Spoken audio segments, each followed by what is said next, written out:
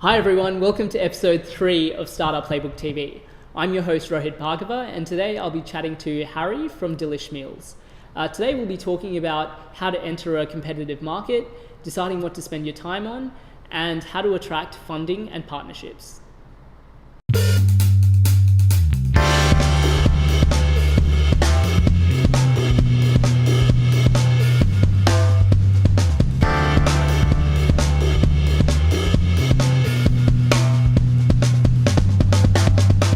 Hi Harry, welcome to Startup Playbook TV. Do you want to tell everyone watching at home a little bit about yourself and what you're working on at the moment? Absolutely, and thanks for having me over, Rohit.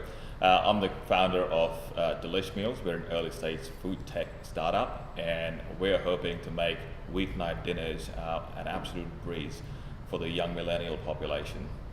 Good pitch. So what sort of stage is the business at the moment? We've had early traction. We've run through our alpha tests, and currently the focus is mainly on getting feedback about the product and the service so we can improve it further before entering the market with a big bang. Sure. Great, and so you wanted to talk about a couple of things? Absolutely, yeah. I do have a few questions on mine, and these are questions we keep grappling with on a day-to-day basis, and I'm hoping to get some great insights and answers from your experience. And one of the first questions I have is, and this is based on feedback from both investors as well as other founders, is that entering a food market, especially in Australia, now that we have so many convenience-driven services, it is a fairly competitive market, and the competition is better funded, better resourced. In a situation like that, how does an early stage startup make its mark in the otherwise crowded market and still gain a foothold to grow further? Good question. I think, I guess looking at the macro level in terms of competition, I think competition generally is a good thing. I think, so regardless of what industry you're in, I think you're always going to have competition because as a startup, you're trying to solve a problem. And so from a customer point of view, if something isn't directly solving that problem, they have another way of finding a solution for that. So competition I think is obviously challenging. If you're successful, people will replicate what it is that you're doing anyways. So if you're going to be successful, I think it's really important for you to have a point of difference in what it is that you're doing. So being in the food space, as you mentioned, highly competitive, very saturated. For something to be successful, even if it is well funded, it needs to connect with at least a particular user base in that market. I think for something like food, it's very big, which means that there are different segments within the food industry that are big enough for any business to build a solid, successful business on the back of that. I don't think it's necessarily going to be winner take all, that there's going to be one food business that's going to win. I mean, even you look at things like Uber, there's Lyft, there's things in Asia. So regardless of any business, I think you have to find a way to be better or be different, and you don't have to be everything to everyone. Right? You just need to find a specific customer segment and make sure that you are the best product to fit that specific segment, and then build out from there. Right. In terms of generally, so even if you're not working in a industry like food, and you're playing in a competitive space and you've got sort of traditional big business that also plays in that space, I think everyone always looks at the weaknesses that they have. So I don't have enough funding, I don't have enough resources, I don't have a huge team. I think as startups, A, you've got to be resourceful, but B, you've also got to look at the advantages that you do have. So especially when you're playing against bigger players, the chances are that you can move a lot quicker than them. So you can test and try different things a lot quicker. So focus on that. Make that a big part of your business is that you're able to be a lot more innovative and move things a lot quicker. Bigger businesses again tend to generally have very set ways of doing things. Your point of difference could be that you handpick different food meal, food preparation. Like it could just be anything that you kind of want. I would focus on what you as a co-founder or founder of the business, or whatever your team is, or whatever the value prop of your business is, what are the advantages that you guys bring to the table in this industry? Yeah. Because, you know, even if you had money, that would still be issues. Like if you don't have that would still be an issue. If you have funding, chances are someone can get more funding for something like that. So it's all arbitrary. I think the key points on that is just pick a niche. Yeah. Find your point of difference. Be the best at that particular niche, and focus on the strengths that you do have rather than the weaknesses. That's fantastic. Yeah, that definitely makes sense. And in terms of spending time on building up the business and the product, one of the things I tend to deliberate over a fair bit is around how much time gets spent on refining and building up the product, and how much time gets spent outside the building, either interacting with customers, building networks, or trying to bring early investors on board. In your experience, what's a good mix, especially for a solo founder, around the amount of time they need to be spending on either of those activities? Solo foundership is hard.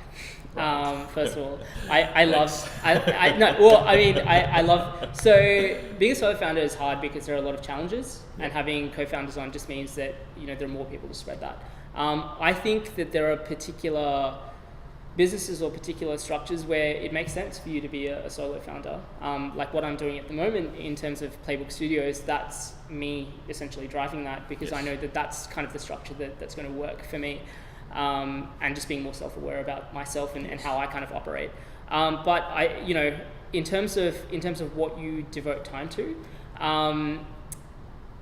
for most businesses, I don't know what the figure is, but building the tech or building the product isn't actually the hard part of the business. It's getting customers. And no business is successful or fails because they have the best product. Yes. You fail because you don't have customers and you don't have revenue and you run out of cash, and then you can't move anymore. So I think at a minimum, the split should be 50-50. 50% on product, 50% on building the business, especially at the early stages. Lean startup methodology, and we spoke about this in one of the early episodes as well. It's not so much about building a product and finding a solution to it. It's co-creating with your potential customers. Yes. So, working with them to find out what their pain points are, what are they looking for, what are the solutions around that, how can you best deliver that dynamic to them, what's the best way to do that. For food, is that, making customized meals. Yes. I used HelloFresh. One of the reasons why we stopped was we didn't get to select, the different meals. I understand why they don't do that, but for me, I would be willing to sign up for a service that allowed me to kind of do that. Yes. I'm a very specific segment of that customer. I'm not everyone, but that works for me. So finding out, again, working with your customers to find out what the product should be like is one aspect of it. I think at the very early stages, again, spoken about this in an early episode, is don't focus too much on like viral marketing tactics or growth hacking or anything like that. Find 10, 20, 30 people that care about your product, that want to pay, are specifically the target customers, and get to know them intimately. Work out what's the pain point. Why are they specifically using you over everyone else? Or if they decide to discontinue, why are they discontinuing? Yes. Those lessons, it's very difficult to learn that through surveys. It's very difficult to learn that through just data generally. Yes. Because there are so many variables that you just don't know. Yeah. So I think that the big part of that is, any marketing activities that you're doing at the start should be more spent on learning and spending as much time doing the unscalable stuff. So spending as much time as possible with your customers, going through that process, ironing out every single detail, working out the value proposition. Once you've got all of that, you can run Facebook ads and things like that, and your effectiveness will be a lot higher just because you'll know what the value prop is, how people talk, the language that they use, all of those things. All of that stuff can be integrated, but at the moment the issue isn't can you scale this, the issue is does anyone want to buy? Yes. I would say, coming back to the question, product is important, so you can't market a shitty product. Yes, right? At the end of the day. Yeah. So, you could spend all of your resources on marketing and have a huge customer base, but if your product isn't good enough for them to keep wanting to use it, no amount of marketing or growth hacking is going to solve that. So having a good product is the base, but if you have that, then the next part of that is, making sure that enough people are aware about this. Yes. Once you're clear about the value proposition, that this can actually grow into something. Yeah, I think that's a great point you raised about understanding whether the product itself, even if in its early stages, is good enough. Because I think there seems to be this fallacy floating about that an MVP is in fact a crappy product just to test the waters. But I think with the industry we're in, putting out bad food is not really an option, and hence I think there are certain features, if I may call it, of the overall product which have to be absolutely right. And this is something I picked up very quickly through initial experiments, in that the quality of the food had to be well above what was otherwise cooked at home, and that's what actually helped us understand where to focus our attention, and one of those things was recipe development. But that realization only came after running through that experiment around just putting anything out, understand what the customers say about it, because that's an interesting point you raised about getting out there and actually getting some qualitative learnings from customers, because we found that I found that I was getting answers I hadn't even thought about the questions to, and I think that was an important development step in getting to where we are right now with traction and refining the product. So yeah, that's absolutely a great point. And finally, I think coming back to the point of spending more time outside the building, this is mainly around building relationships with investors as well as other complementary businesses through partnerships.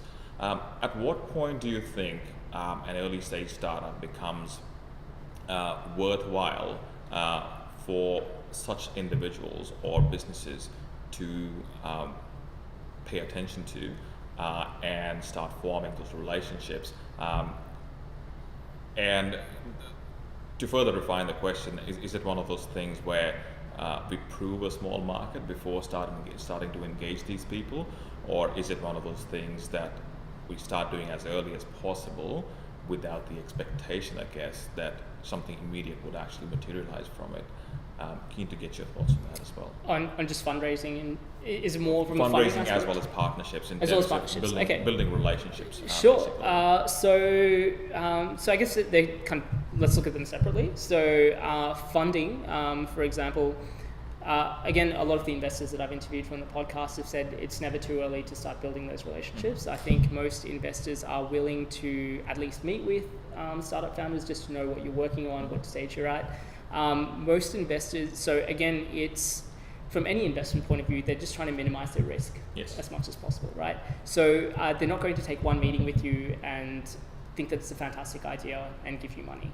They want to see your progress over time. So if you're able to meet with them early, leave a good impression in terms of what it is that you're building on, what you're like as a founder, because early stage businesses are not so much about the business, but who are the team behind that? Are they the right people to execute on this? So I think as much as you're able to show them and de-risk that investment opportunity is crucial in my mind. I'm not an investor, but in my mind of an investor, willing to put down some money in the business.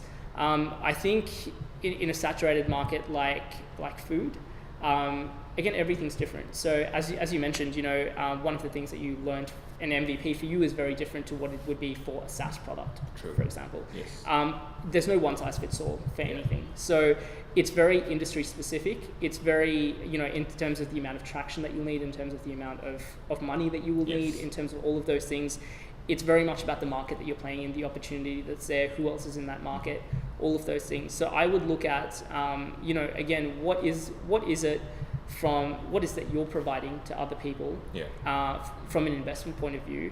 Again, a lot of startup founders, I feel, it's going to go on a bit of a rant, but I think a lot of startup founders feel that just because they have an idea that they think is great, it deserves money. And there's been a lot of talk in Australia specifically about, there not being enough money and things like that. I think the amount of funds that have opened up, Airtree just closed a big fund, 250 million. Squarepeg's about to announce a large fund as well, another large round. The money's there. it's just a matter of is your business ready to take on that investment opportunity. Right. You know, like with anything, you want to make it easier for investors to want to get involved. You know, you want to have the proof points that are there. You want to minimize that risk for them as much as possible by showing that you can develop traction over time. And the best investment opportunities are the ones that come to you. So focus on building a business that's actually growing, building traction, getting money. Yeah. That's what will lead to investors wanting to have those discussions with you, rather than, you know, every 50, 100, 150 people that are approaching each investor. So again, look at it this way. If I was to come to you with an idea of you sort of putting 20K of your own money in, you would have a bunch of questions. True. Right? Absolutely. And you would, you would want to know specific things. You would want to know that I've made progress and all of those things. So I think just having an idea is a fallacy of raising investment. You need to have some sort of demonstrable traction or something there, the meat of the business there, for people to want to get behind. In terms of partnerships, partnerships can be built at any time. I think partnerships are a great way of leveraging growth. Because essentially, if you're partnering up with an organization, you're getting access to what they're providing. But good partnerships work when, both sides of the market win. So, one of the things that we were able to do at StageLabel was, we were doing a lot of runway shows at Melbourne Spring Fashion Week and Virgin Australia Melbourne Fashion Festival, and we partnered with companies like Uber and Tony and Guy and a bunch of magazines, as literally a company that no one had really heard of. So Uber was very new to Melbourne at that time. They were looking to get into fashion because that was an interesting market for them. This was before Uber X was there. It was just Uber Black, so it was a premium service. Fashion fit really well into that, and so that's what we pitched to them. We said, hey, we're doing a bunch of these events. We think it's a really interesting customer segment for you. We'll give you access to all of our people that are coming along. Can you offer a free ride or a discounted ride that we can offer as part of a ticket price? And they said yes, and then that kind of helped us build other sponsorship and other partnership opportunities. I think a lot of if it's investment, if it's partnerships, a lot of people focus on what it is that they're getting out of the engagement. So I partner with you, and wow, I have access to 200,000 people.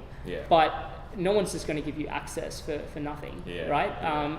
It's a give and take, and I think the best partnerships work when you're actually receiving a lot less than the other person, right? Because they will want to keep working with you, right, over time. So I think approaching partnerships in a sense of more, what can I do for you?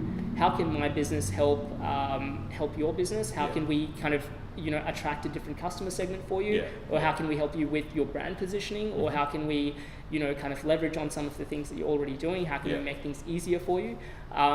That's where people will actually, like larger companies, will want to partner with you more so than you walking in with, hey, I think this is a really good opportunity for us to access your 200,000 people. I think that would be very selfish for a very small organization to be able to think like that. And I mean, at the funding side, it's the same thing, right? You want to give the investors a good opportunity that this is actually turning into something that they will want to get behind. And that's why most really good investment opportunities, most firms are fighting over. And there are a bunch of startups that get no sort of offers for funding.